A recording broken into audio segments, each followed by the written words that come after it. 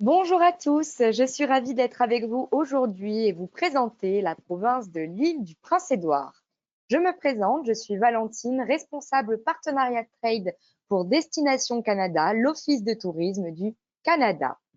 Aujourd'hui, je vous embarque pour une petite île canadienne côté Atlantique, l'île du Prince-Édouard, une province à l'histoire fascinante. Avant de recevoir son nom anglais pour faire honneur au fils du roi George III, elle avait été baptisée île Saint-Jean par les Français au XVIIe siècle. Et bien avant, elle était connue des autochtones sous le nom d'île Epecuit, ce qui veut dire berceau sur les vagues en langue micmac. Prêt pour un tour? Attachez vos ceintures, nous nous envolons vers l'île du Prince-Édouard. Avant toute chose, il faut penser à présenter une demande d'AVE pour se rendre au Canada par avion. Elle coûte 7 dollars canadiens, soit environ 5 euros, et elle est valable 5 ans sur un même passeport. Petite parenthèse pour vous, il y a énormément de sites frauduleux, alors assurez-vous que vos clients sont bien sur le site du gouvernement qui est www.canada.ca/AVE. Aussi, pensez à informer vos clients que les prix affichés au Canada n'incluent ni les taxes, environ 15% supplémentaires sur l'île du Prince-Édouard, et ni les pourboires attendus dès qu'il y a un service, et c'est un minimum de 15% supplémentaires. L'île du Prince-Édouard est la plus petite province du Canada. Sa superficie est un peu plus petite que la Corse, vous la voyez sur cette carte sur la côte est du Canada. Sa population compte tout de même 143 000 habitants, dont 4% parlent français. D'ailleurs, je vous invite à consulter le site internet Corridor Canada pour faire découvrir à vos clients les expériences en français au Canada. Pour se rendre sur l'île du Prince-Édouard depuis Paris, une escale est nécessaire. Elle se fait logiquement à Montréal et le code de l'aéroport est YUL pour éviter de se rajouter de la distance. Air Canada propose un itinéraire complet de Paris à Charlottetown en 12h30 de vol avec escale à Montréal. Mais vous pouvez aussi vous rendre à Montréal avec Air France ou Air Transat. Quand vous arrivez à destination, pensez à reculer vos montres de 5 heures. Quant au meilleur moment pour visiter cette petite île d'Atlantique du Nord, ça dépend de vos envies car elle est haute en couleurs toute l'année.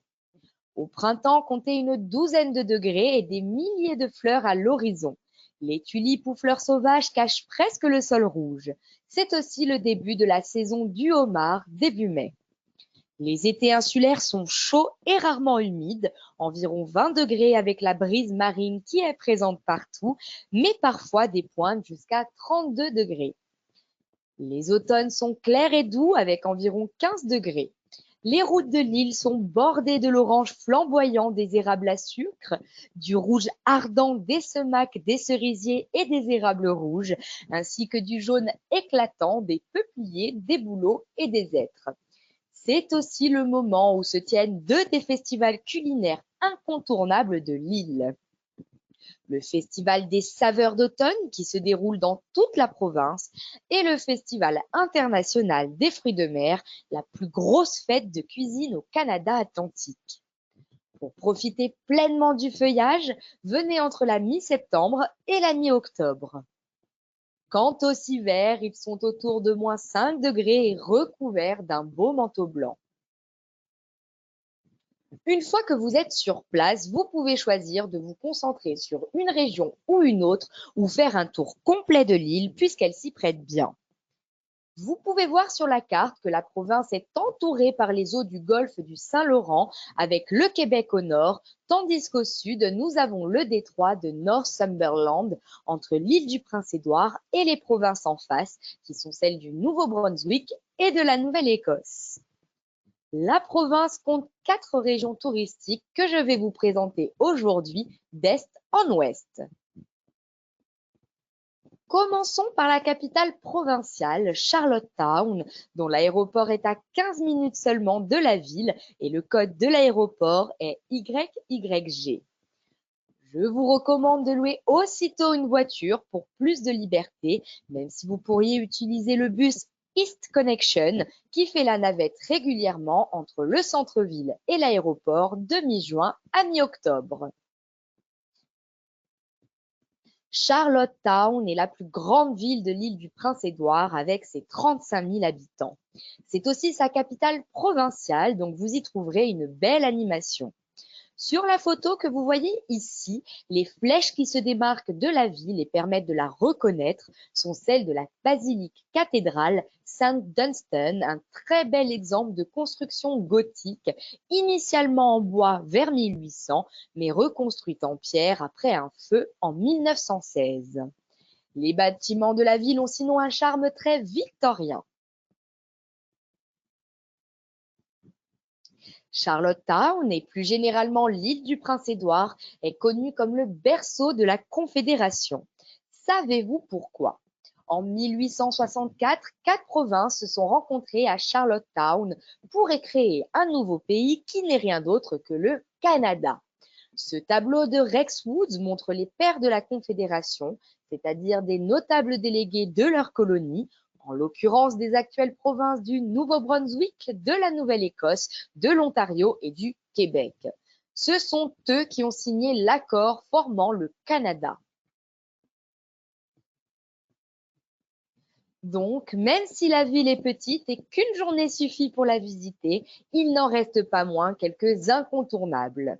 Puisqu'on vient de l'histoire de la Confédération canadienne, filée à la Province House, même si le bâtiment est fermé au public, on peut visiter le Centre des arts de la Confédération et une réplique de la salle de la Confédération où ont été signés les documents fondateurs du Canada.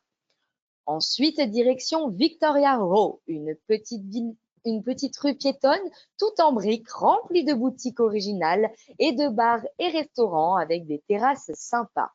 C'est l'endroit le plus animé de la ville. Enfin, pour digérer, faites une balade au Petit Port, ça vous fera passer par le Peaks Quay, qui est un quartier touristique connu pour ses boutiques de souvenirs et aussi ses jolies cabanes en bois.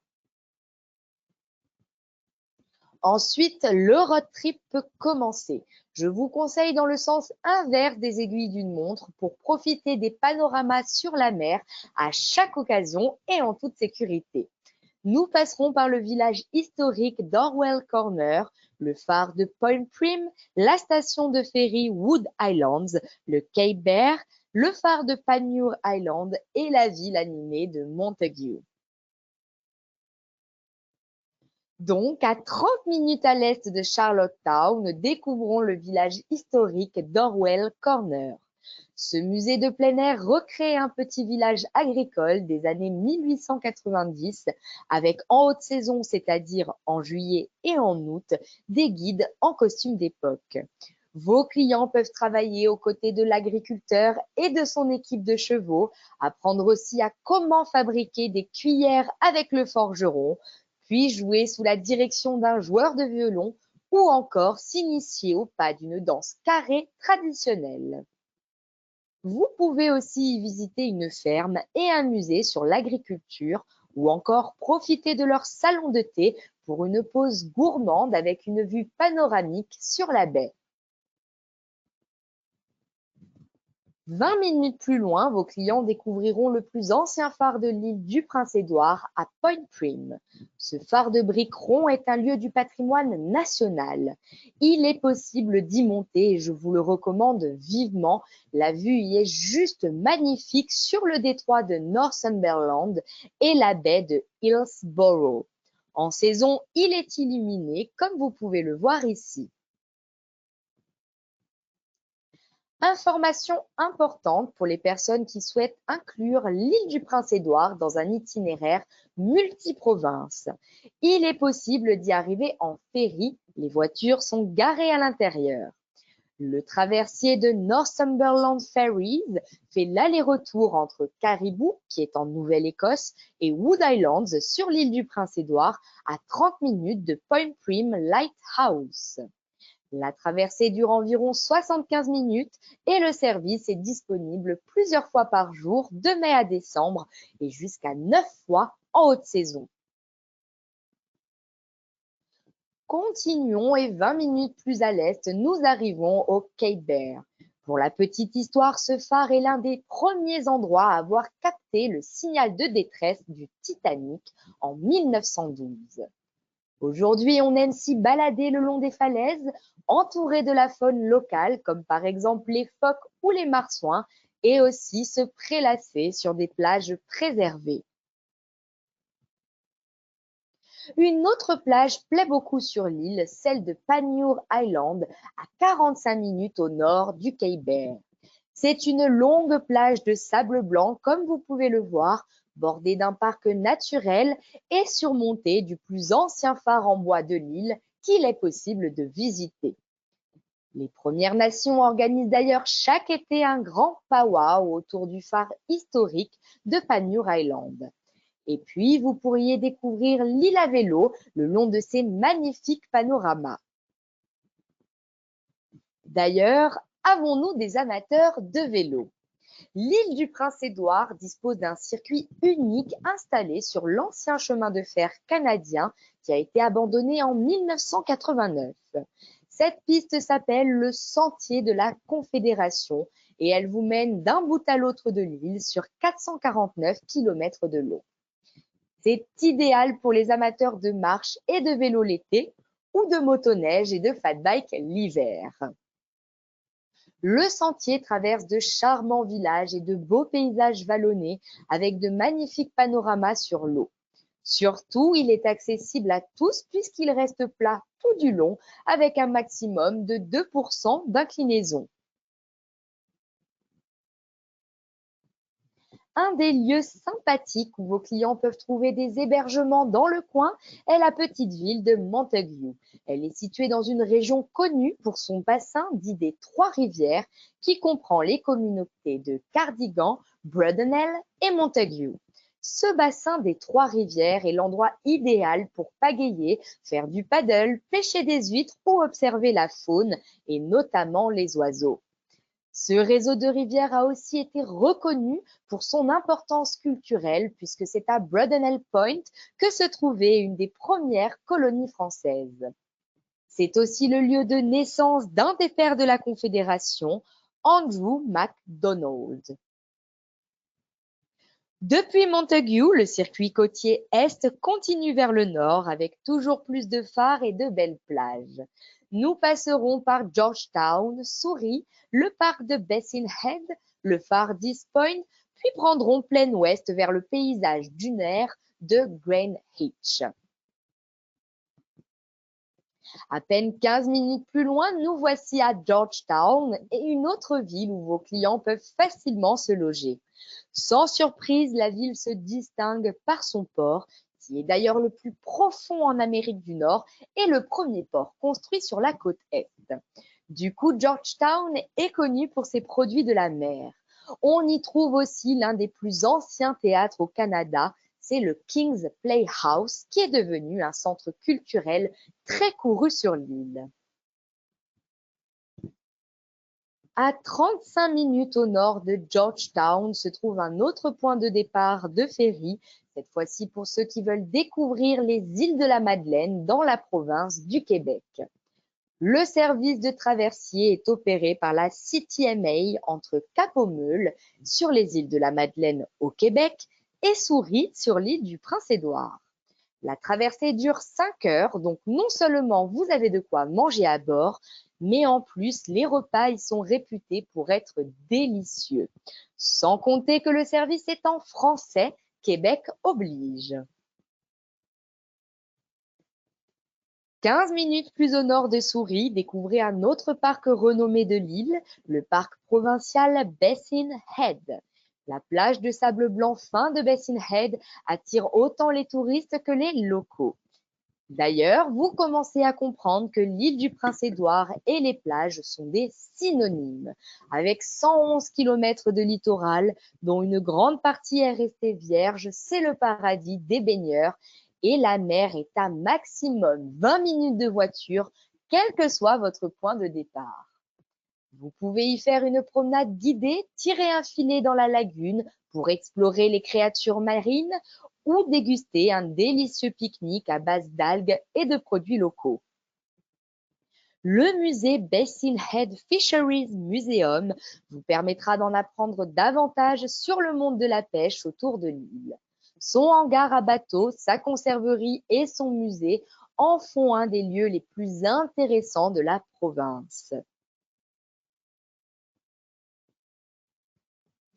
En parlant de pêcherie, il faut mentionner le village de pêcheurs de North Lake qui a été sacré capitale mondiale du thon dans les années 1970. On y pêche du thon rouge dont les gabarits varient de 300 à 500 kilos. Et au bout de l'île, à l'est, vous voici arrivé au bout du monde. Le phare d'East Point se visite de façon autonome ou guidée à votre guise. Vous y trouvez aussi une boutique d'artisanat, un café et une aire de pique-nique. En parlant de pique-nique, qu'est-ce qu'il faut goûter sur l'île du Prince-Édouard? C'est une petite île résolument tournée vers l'agriculture où le concept de la ferme à la table prend tout son sens. La terre est riche, ce qui favorise la récolte de fruits et de légumes, et la patate est à l'honneur. C'est même le premier produit agricole de la province. Comptez aussi sur de bonnes viandes et produits laitiers, sans oublier que les eaux regorgent de poissons, ainsi que de homards, huîtres et autres fruits de mer. Plusieurs vous diront même que leurs moules sont les meilleurs au monde. Pour l'anecdote, l'île du Prince-Édouard produit plus de 40 millions de livres de moules par an. Ça représente 80% de la production canadienne. Et maintenant, cap à l'ouest pour clore le circuit côtier de l'Est. Un incontournable sur l'île est la péninsule de Greenwich. À 45 minutes de North Lake, c'est un des trésors naturels du Canada. Le sentier des dunes de Greenwich comprend une promenade flottante au-dessus d'un marécage qui mène jusqu'à l'une des plages de sable blanc les plus sauvages de l'île. Le sentier, d'une heure environ, est interprétatif, donc on y apprend plein de choses sur le système des dunes paraboliques s'élevant au-dessus des plages. Effet waouh garanti! Et puis sinon, je vous parle depuis le début de cette présentation des plages qui font la renommée de l'île, mais je dois aussi mentionner les parcours de golf de la province. Ils sont plus nombreux per capita qu'ailleurs au Canada. D'ailleurs, vue du ciel avec ses collines vertes, ses fosses de sable et d'eau et ses bois, l'île du Prince-Édouard a l'air d'un terrain de golf géant. Débutants, amateurs ou pros y profitent de 25 superbes terrains de golf avec des droits de jeu étonnamment abordables. Vous vous rappellerez donc qu'il est possible d'y jouer sur plus d'un terrain par jour. Le circuit côtier du centre, aussi appelé Côte des Pignons Verts, Green Gables Shore en anglais, sillonne des routes pittoresques, gourmandes et culturelles.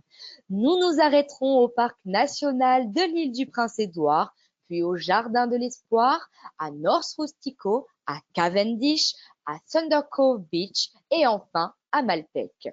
Allez, continuons plein ouest.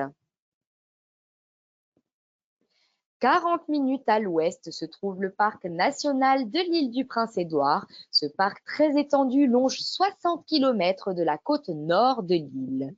Il offre une foule d'activités, que ce soit journée à la plage, camping à la Belle Étoile ou balade à pied, en vélo ou à cheval le long du littoral. C'est idéal pour les familles. 35 minutes plus loin maintenant, une halte bucolique s'impose au joli village de New Glasgow. Ces jardins, Gardens of Hope, profitent de la vue sur la rivière Clyde, idéale pour admirer les couchers de soleil. Vous pouvez aussi vous approvisionner à la beurrerie locale qui a été rénovée en 1913 et qui est l'un des endroits fétiches des insulaires. Et tant qu'à se prélasser au parc, autant lire de la littérature locale. Je vous propose un livre emblématique de cette province, c'est celui de l'auteur local à succès, Lucy Maud Montgomery, Anne, la maison aux pignons verts. Ce premier roman a été un succès instantané à sa parution en 1908 et il n'a jamais cessé d'être en circulation depuis plus d'un siècle. Il a été traduit dans une douzaine de langues, dont le français, et pour la petite anecdote, les Japonais apprennent l'anglais avec ce livre. C'est même une lecture obligatoire pour eux. Madame Montgomery a écrit d'autres livres, en l'occurrence plus de 500 nouvelles, 20 romans, 2 collections de poésie, mais c'est bien Anne, la maison au pignon vert, qu'il faut retenir. Puisque ce roman a même été adapté en pièce de théâtre, film et série sur Netflix, comme vous pouvez le voir ici. Sinon, je vous propose aussi la récente comédie Merci pour tout, avec 2 sœurs qui reprennent contact à la mort de leur père. Donc, puisqu'on est dans le coin, 10 minutes de route plus loin, vous pouvez visiter le lieu historique national du Cavendish. Il comprend la maison Green Gables, décrite dans le livre, la résidence de son auteur et plusieurs éléments paysagers. C'est pour satisfaire la curiosité des centaines de milliers de lecteurs que le site qui a servi de cadre pour l'histoire a été tourné en musée. De mai à octobre, des programmes d'interprétation et des visites en costume d'époque sont même organisés pour donner vie à ce livre qui décrit si bien cette île-jardin. Vous pouvez aussi vous y faire tirer le portrait avec une actrice déguisée en Anne Shirley, l'orpheline rousse du roman. Un peu plus loin, baladez-vous sur la plage vers les falaises de Grès Rouge à Thunder Cove Beach. Ces paysages sont particulièrement photogéniques, comme sur cette photo, mais au fait, savez-vous pourquoi le sol y est si rouge? C'est à cause de l'oxyde de fer présent dans le sol qui rouille lorsqu'il est exposé à l'air. Je vous rassure, c'est sans danger pour votre santé. Le coin est aussi réputé pour ses belles baies qui permettent l'élevage d'huîtres et de moules. Au Fisherman's Wharf de Rustico, ou vers Malpec, qui signifie large baie en langue autochtone, faites halte dans les cabanes à huîtres pour déguster leurs merveilles. Si les insulaires en sont fiers, c'est qu'elles ont rapidement obtenu les honneurs internationaux. Lors d'une exposition à Paris en 1900, l'huître Malpec a été jugée comme la plus savoureuse au monde. Du coup, puisque vous êtes sur place, apprenez comment les fameuses huîtres Malpec se rendent de l'eau à votre table. On vous fera visiter les beaux huîtriers, lever les cages et ramasser les coquillages au sol en vous servant d'un râteau.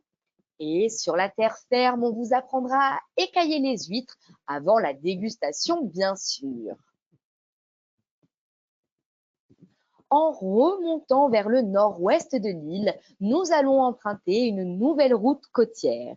Elle nous emmènera à travers une région où la culture autochtone des Micmacs est préservée, comme à Lennox, mais aussi dans de superbes lieux naturels comme North Cape ou West Point, sans oublier la culture musicale à Stompin' Tom Center. La plus grande population autochtone de l'île du Prince-Édouard se trouve sur ce circuit côtier North Cape, à 1 heure à l'ouest de Malpec. Le musée communautaire de Lennox Island permet de découvrir l'histoire et la culture du peuple Micmac, tandis que les gens vous renseigneront sur leur spiritualité.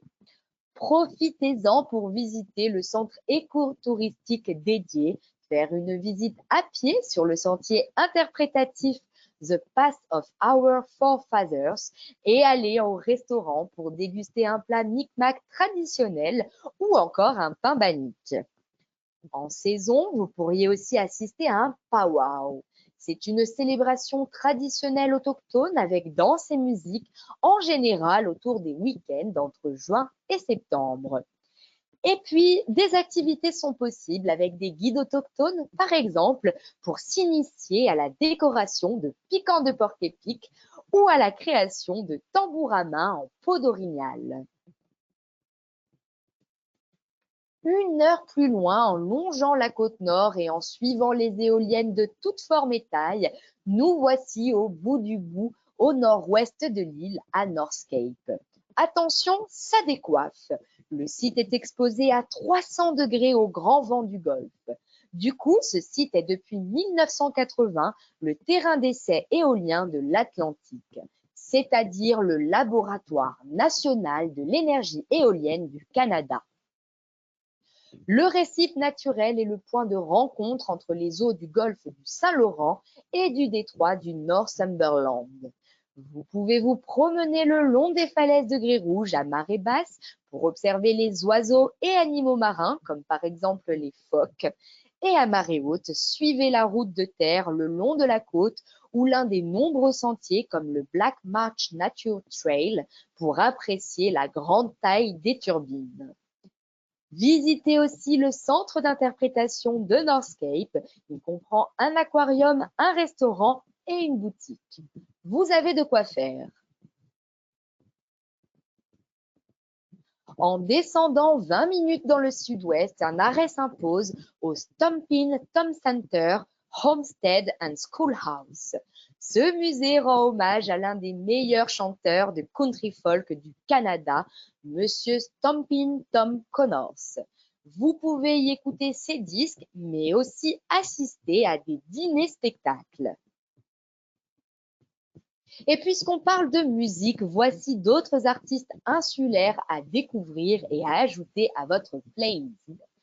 Angèle Arsenault est une chanteuse acadienne pleine d'humour qui avait fait fureur au Canada.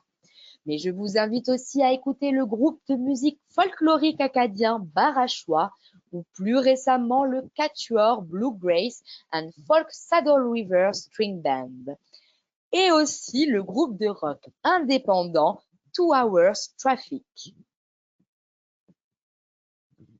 Avec ces nouvelles musiques, continuons notre itinérance. À 45 minutes au sud du centre musical, vous atteindrez un des phares iconiques de la province, celui de West Point. Il a été construit en 1875 et transformé en auberge-musée de 13 chambres, si bien que vos clients peuvent y dormir au bord de l'eau et profiter de couchers de soleil juste époustouflants. Apportez votre maillot et profitez de l'occasion pour vous baigner au parc provincial de Cedar Dunes. Il est reconnu pour ses longues plages qui s'étendent sur des kilomètres. Les enfants adorent et les parents sont rassurés par l'aire de baignade surveillée. Bref, il y a tout pour passer une super journée. En longeant le côté sud de l'île du Prince-Édouard, on fait maintenant face à la province du Nouveau-Brunswick. Nous allons traverser O'Leary, une importante communauté acadienne, vers Abrams Village, mais aussi gaélique à Summerside. Savez-vous reconnaître un champ de pommes de terre? En sillonnant l'île, vos clients en verront plein. Comme je vous le disais, la patate est le premier produit agricole de la province. Vous pourrez en déguster sur l'île sous toutes ses formes, que ce soit en galette ou en dessert, avec le fameux fudge aux patates.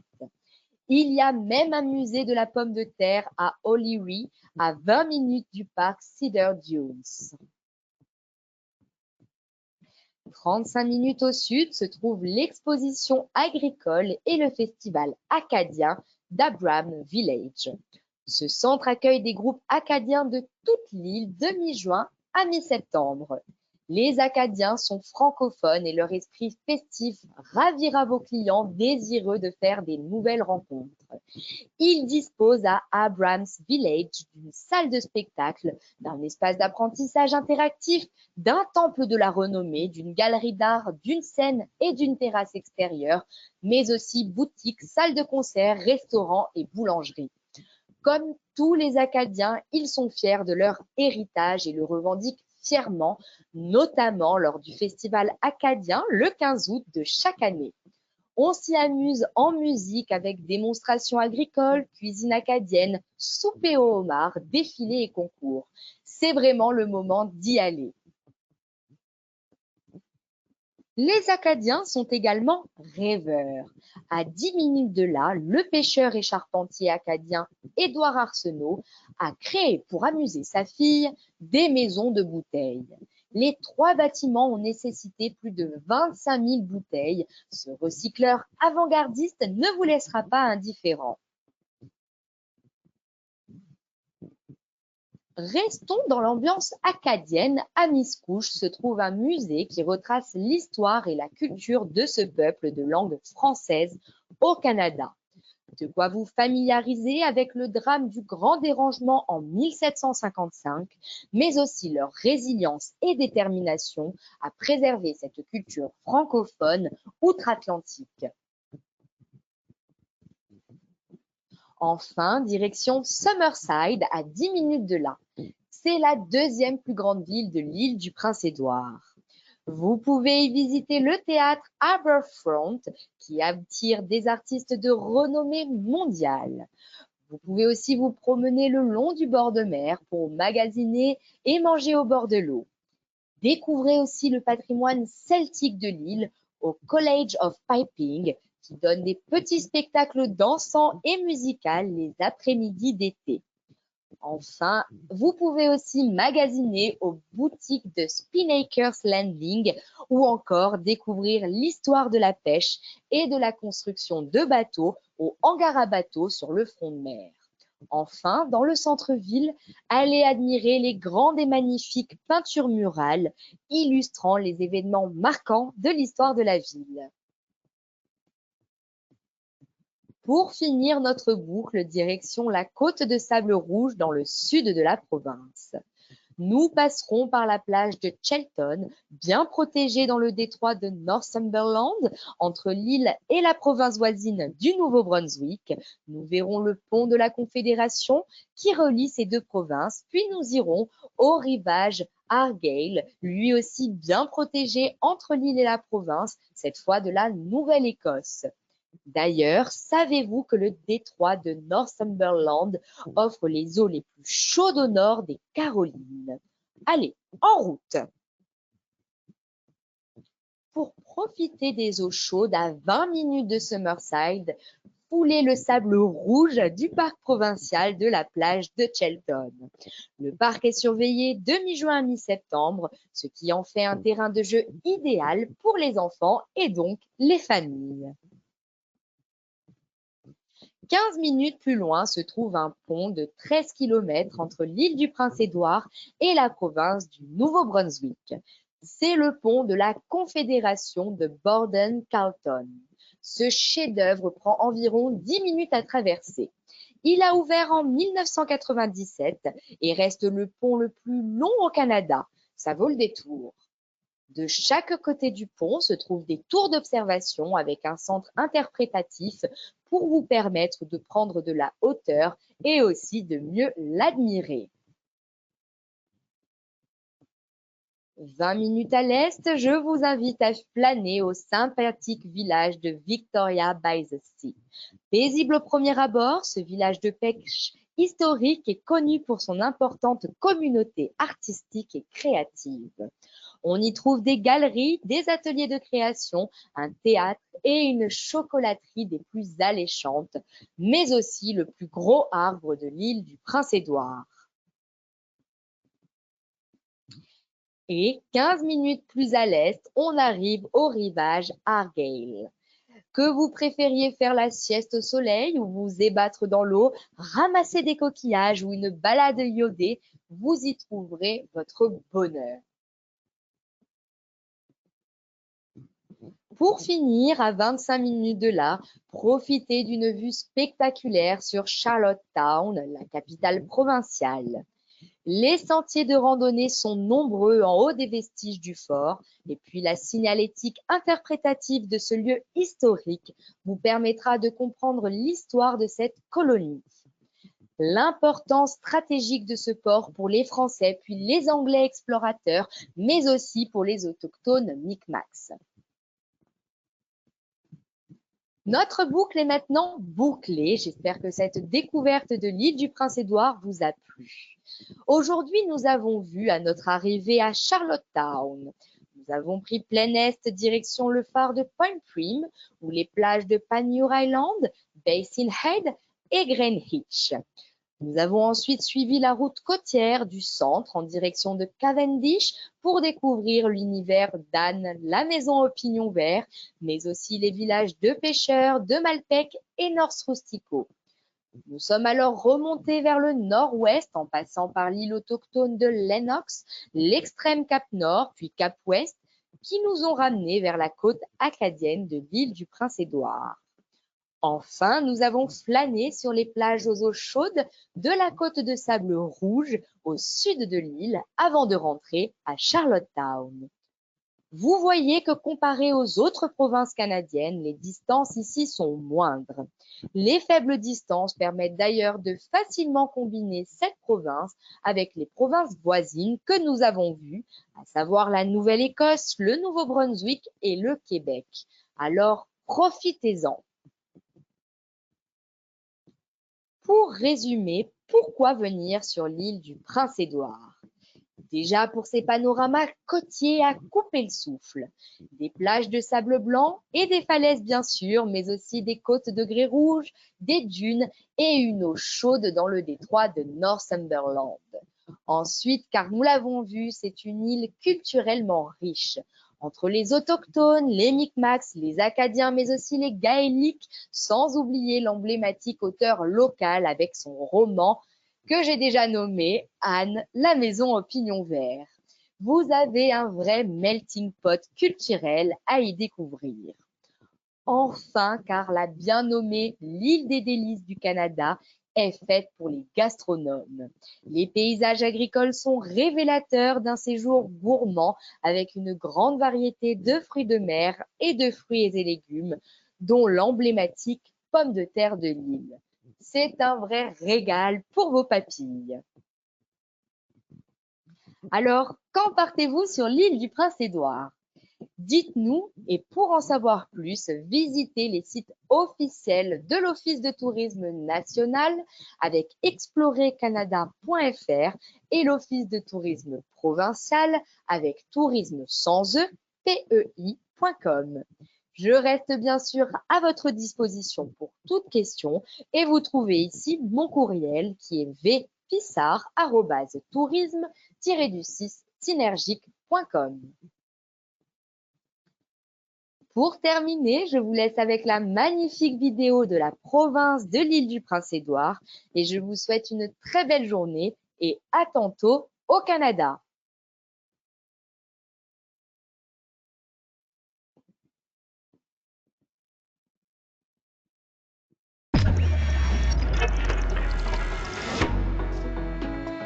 This place. Arriving here is like coming home.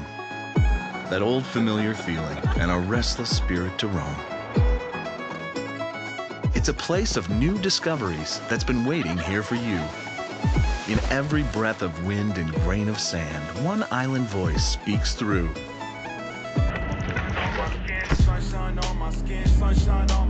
This is the place we come together, a place of celebration and pride, a place to take a chance and let your senses be your guide.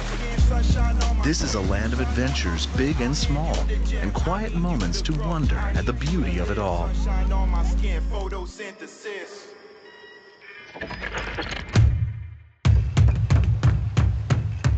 This place, Epiclet. It goes by many names. It speaks in colors on canvas and in nature, cradled on the waves. This island moves at its own pace, and it's up to you to give chase. Because this place rocks and it reels, it's the place to do whatever you feel. From tip to tip, there's so much to uncover, so many textures and tastes to discover. The eternal moments of another island summer. This place, this island, it's in all our shared memories, in every blissful smile, and in all the old stories. This place, this island, it's for you and for me. This place, this island, it's where your spirit can be free. come find your island. Prince Edward Island.